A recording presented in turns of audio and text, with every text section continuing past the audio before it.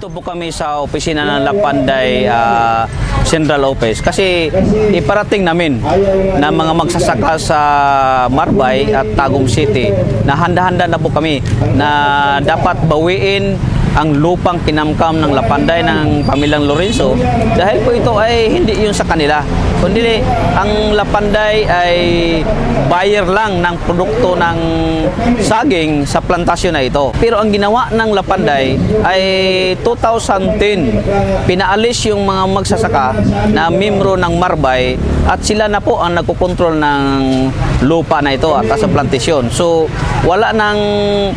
hindi na nakapasok yung mga magsasaka na membro ng Madaom Agrarian Reform Beneficiary Incorporated na ngayon ay ginawa namin na dapat nang bawiin ang lupang ito dahil ang lupang ito ay pag-aari ng mga magsasaka sa Tagum.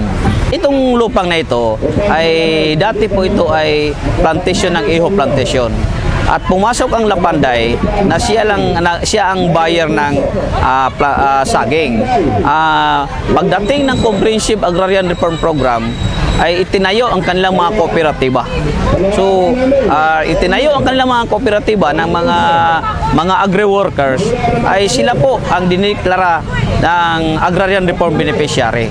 So, noong 2010 ay nagdeklara ang membro ng Madaom Agrarian Beneficiary ay hindi na nila gusto sa Lapanday pa ang magbili ng kanilang produkto. Pero ang ginawa ng Lapanday, pinaalis sila sa lupang ito at Lapanday na ang nagmamanage sa plantasyon.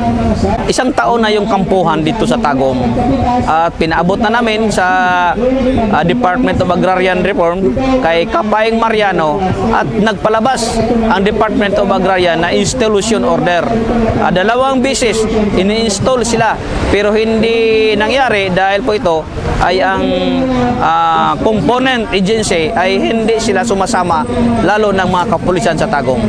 So ngayon, dinala namin dito sa Kauluhang Maynila dahil iparating namin ni Presidente Duterte na dapat aksyonan na itong problema at dapat itong problema na ito ay mismo ang national government ang mag-order ng installation sa Lapanday.